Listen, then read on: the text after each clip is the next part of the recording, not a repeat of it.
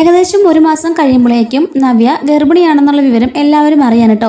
അത് വലിയൊരു സ്റ്റോറിയാണ്. അത് ഓൾറെഡി ഞാൻ പറഞ്ഞിട്ടുണ്ട്, ഒരു മതൻ്റെ കഥ. അപ്പോൾ അതെന്തായാലും മലയാളത്തിൽ അത് പതിയെ സ്റ്റാർട്ടായിട്ടുണ്ട്. അപ്പോൾ അതിൻ്റെ അപ്ഡേഷനൊക്കെ നമ്മുടെ ചാനൽ ഉണ്ടായിരിക്കും കേട്ടോ. അങ്ങനെ അവൾ ഗർഭിണിയാണെന്നുള്ള വിവരം എല്ലാവരും അറിയുകയാണ്. ഈ വിവരം കേൾക്കുമ്പോഴേക്കും അഭി പറയുകയാണ്, ഇത് എൻ്റെ കുട്ടിയൊന്നും അല്ല, ഇവൾക്ക് ഇപ്പോൾ ഒരു കാമുകനുണ്ടല്ലോ അവൻ്റെ കുട്ടിയായിരിക്കും എന്നൊക്കെ പറയുന്നുണ്ട്. അപ്പോഴേക്കും ആദർശ് പറയുകയാണ്, അഭി നീ അങ്ങനെയൊന്നും പറയണ്ട, അവളുടെ വയറ്റിൽ വളർന്ന കുട്ടി അത് നിൻ്റെ തന്നെയാണെന്നൊക്കെ പറയുമ്പോൾ അഭി ചോദിക്കുകയാണ്, ഏട്ടനെന്താ ഇത്രയ്ക്ക് ഉറപ്പെന്നൊക്കെ ചോദിക്കുമ്പോൾ എല്ലാവരും കൂടിയിട്ട് അഭിയെ വഴക്കൊക്കെ പറയുന്നുണ്ട്. അപ്പോഴേക്കും നയനെ പറയുന്നുണ്ട്, എൻ്റെ ചേച്ചി അത്ര മോശക്കാരിയൊന്നുമില്ല, എൻ്റെ ചേച്ചി പണത്തിനോട് ആക്രാന്തം ഉണ്ടായിരുന്നുള്ളത് ശരി തന്നെയാണ്, അതുകൊണ്ടാണ് ഞങ്ങളെ രണ്ടുപേരും ഇവിടെ കൊണ്ടെത്തിച്ചത്, ഞങ്ങളുടെ ജീവിതം ഇങ്ങനായി പോയത് എന്നൊക്കെ പറയുന്നുണ്ട്. എന്നിട്ട് പറയുകയാണ്, എൻ്റെ ചേച്ചി ഒരിക്കലും വഴിപഴിച്ച് നടന്നിട്ടില്ല, ചേച്ചി ആദ്യമായിട്ട് അങ്ങനെ പ്രണയിക്കുന്നതും കാണുന്നതുമൊക്കെ ആദർശേട്ടനെയാണ്. അത് കഴിഞ്ഞപ്പം യഥാർത്ഥമായിട്ട് ചേച്ചിക്ക് പ്രണയം തോന്നിയത് അഭിയോട് മാത്രമാണ്. ചേച്ചിയുടെ വയറ്റിൽ വളർന്ന കുഞ്ഞ് അഭിയുടെ തന്നെയാണ്, അതിന് യാതൊരു മാറ്റവും ഇല്ല എന്ന് നയന പറയുന്നുണ്ട്. അപ്പോഴേക്കും അഭി പറയാണ്, അല്ല എൻ്റെ അല്ല കുട്ടി, ഞാൻ ഒരിക്കലും അത് അംഗീകരിച്ച് തരത്തുമില്ല, ഇങ്ങനെ വഴിപഴിച്ച് നടന്നവളെയൊന്നും ഇവിടെ കൊണ്ടുവരാൻ പറ്റില്ല, ഇറക്കി വിടുവളെ എന്നൊക്കെ പറഞ്ഞിട്ട് ദേഷ്യപ്പെടുന്നുണ്ട്. അപ്പോഴേക്കും മുത്തശ്ശൻ പറയാണ്, നീ എന്തൊക്കെയായി പറയുന്നത്, അത് നിന്റെ ഭാര്യയാണ്, അവളെക്കുറിച്ച് ഇങ്ങനെയൊന്നും പറയാൻ പാടില്ല. മുത്തശ്ശിയും പറയുന്നുണ്ട്, കാര്യങ്ങളെല്ലാം ആദ്യം മുതൽ തന്നെ നവ്യ എന്നോട് പറഞ്ഞിരുന്നു, ആ പയ്യൻ ആരാണെന്നും മറ്റെല്ലാം തന്നെ എനിക്കറിയാം, അവളുടെ ഭാഗത്ത് ഒരു തെറ്റുമില്ല എന്ന് പറയുന്നുണ്ട്. അപ്പോഴേക്കും അഭി പറയാണ്, ഇല്ല ആരൊക്കെ എന്തൊക്കെ പറഞ്ഞാലും ഞാൻ ഇവളെ അംഗീകരിക്കില്ല, എത്രയും പെട്ടെന്ന് അവളോട് ഇവിടെ നിന്ന് ഇറങ്ങി പോകാൻ പറ എന്നൊക്കെ പറഞ്ഞ് അവിടെ കിടന്ന് ദേഷ്യപ്പെടുന്നുണ്ട്. അപ്പോഴേക്കും നവ്യ പറയാണ്, നീ വലിയ പുണ്യാളിനൊന്നും കളിക്കണ്ട, നീ എത്ര പേരുടെ കൂടെ എത്ര ദിവസം ഏതൊക്കെ ഹോട്ടലിൽ കഴിഞ്ഞിട്ടുണ്ടെന്നുള്ള കണക്കുകൾ വരെ എനിക്കറിയാം, അതൊന്നും നീ മുത്തശ്ശിന് മുമ്പ് വെച്ച് എന്നെ കൊണ്ട് പറയിപ്പിക്കരുത്. പക്ഷേ ഇന്നേ വരെ ഞാൻ അങ്ങനെ ആരുടെയും കൂടെ പോയിട്ടില്ല, ആദ്യമായിട്ടും അവസാനമായിട്ടും ഞാൻ പോയത് നിന്റെ കൂടെയാണ്, ഇനി അതെന്നും അങ്ങനെ തന്നെ ആയിരിക്കും, ഈ കുഞ്ഞ് നിന്റെ അല്ല നീ പറയുകയാണെന്നുണ്ടെങ്കിൽ ഞാൻ തെളിയിക്കും, ഇപ്പോൾ ഇഷ്ടംപോലെ ഫെസിലിറ്റീസ് ഉണ്ട്, അതുകൊണ്ട് ഇത് നിന്റെ കുഞ്ഞു തന്നെയാണ്, ഞാൻ തെളിയിച്ച് കാണിച്ചു തരാം എന്നൊക്കെ പറഞ്ഞിട്ട് നവിയും അടക്കിടന്ന് ബഹളം വെക്കുന്നുണ്ട് കേട്ടോ.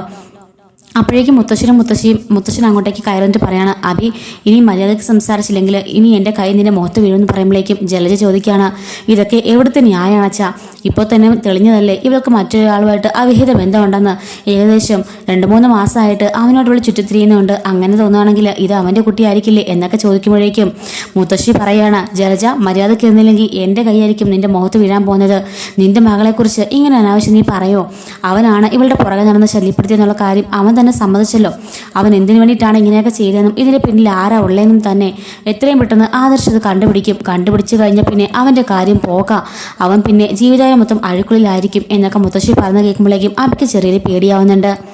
അപ്പോഴേക്കും ജലജ പറയാണ്, എന്താണെങ്കിലും ഇവളുടെ വയറ്റിലുള്ളത് എൻ്റെ മകൻ്റെ കുഞ്ഞല്ല, ഒരിക്കലും ഞാൻ സ്വീകരിക്കത്തുമില്ല എന്ന് പറയുന്നുണ്ട് കേട്ടോ.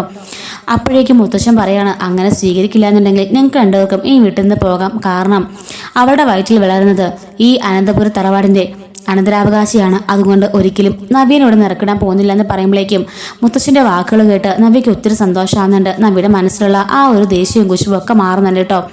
മുത്തശ്ശൻ ഒരുപാട് സ്നേഹത്തോടെ അവളെ നവ്യ അങ്ങനെ ചേർത്ത് നിർത്തിയല്ലോ, അതുകൊണ്ട് ഇനി ഒരിക്കലും ആരും നവ്യനെ ഒന്നും പറയാൻ പാടില്ല, ആരെങ്കിലും എന്തെങ്കിലും പറഞ്ഞു ഞാൻ അറിഞ്ഞാൽ എൻ്റെ സ്വഭാവം മാറും എന്നൊക്കെ പറയുന്നുണ്ട്. കണ്ടോ, എനിക്ക് ഈ വീട്ടിൽ യാതൊരു വിലയുമില്ലെന്ന് പറഞ്ഞിട്ട് അവൻ ആ ഫോട്ടോസ് എല്ലാം വലിച്ചെറിയുന്നുണ്ട് കേട്ടോ. അവിടെ കിടന്ന് ദേഷ്യമൊക്കെ കാണിക്കുന്നുണ്ട്. ആദർശം എന്നിട്ട് പറയാണ്, ഡാ നിർത്തലാ നിന്റെ അഴിഞ്ഞാട്ടം, ഇനി മേലൽ കുടിച്ചിട്ട് ഈ വീട്ടിലെങ്ങനെ കയറിട്ടുണ്ടെങ്കിൽ അടിച്ച് നിന്റെ ചെപ്പാക്കുറ്റി ഞാൻ പറിക്കും, കയറി പോടാ എന്ന് പറഞ്ഞിട്ട് ദേഷ്യം പിടിച്ച് ആദർശം അകത്തേക്ക് കയറി പോകുന്നുണ്ട്. കുറച്ച് നേരം കഴിയുമ്പോഴേക്കും കനകത്തിനെ വിളിച്ചിട്ട് നയനെ പറയുന്നുണ്ട്, അമ്മേ ചേച്ചി ഗർഭിണിയാണ് എന്നുള്ള കാര്യം, നീ വീണ്ടും ഞങ്ങൾ കളിപ്പിക്കാനുള്ള പ്ലാനിങ്ങിലാണോ എന്ന് നയനോട് ചോദിച്ച് വഴക്കുണ്ടാക്കുമ്പോൾ നയനെ പറയാണ്, അമ്മേ ഞാൻ കളിപ്പിക്കാമെന്ന് പറഞ്ഞില്ല, സത്യമായിട്ടും പറയാ, ഡോക്ടർ ഒന്ന് ചെക്കപ്പ് ചെയ്തു, മുമ്പത്തെ പോലെ ഒന്നുമല്ല, ചേച്ചി ശരിക്കും ഗർഭിണിയാണെന്ന് പറയുന്നുണ്ട്. അപ്പോഴേക്കും ഈശ്വര രക്ഷിച്ചു, എന്ത് സന്തോഷമുണ്ട് ഈ വാർത്ത കേൾക്കാൻ തന്നെ എന്നും പറഞ്ഞിട്ട് കനക ഒരുപാട് സന്തോഷിക്കുന്നുണ്ട്. അപ്പോഴേക്കും വന്നിട്ട് ഗോവിന്ദനും അവളും ചോദിക്കുന്നുണ്ട് കേട്ടോ, എന്താ അമ്മയെ കാര്യമെന്ന്. അപ്പോഴേക്കും പറയാണ്, നവ്യ ഗർഭിണിയാണെന്ന്. അപ്പോഴേക്കും നന്ദു പറയുന്നുണ്ട്, പോയി ടെസ്റ്റ് ചെയ്ത് നോക്കാൻ പറ, ഇതും വലിയ കള്ളത്തരമായിരിക്കും എന്ന് പറയുമ്പോഴേക്കും നയന തന്നെ പറയാണ്, അല്ല മോളെ ശരിക്കും അവൾ ഗർഭിണിയാണ് എന്ന് പറയുന്നുണ്ട് കേട്ടോ.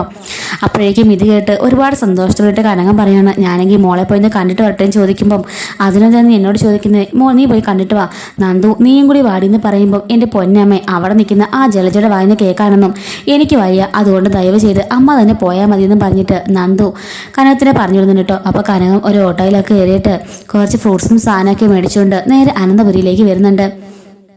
അങ്ങനെ നവ്യ അവിടെ ഇങ്ങനെ ഹാളിലപ്പോൾ എല്ലാവരും നിൽക്കുന്നുണ്ട് കേട്ടോ. അപ്പോൾ ഈ ഒരു പ്രശ്നം ഇങ്ങനെ കഴിഞ്ഞ് ആ ഒരു സമയമാണ്.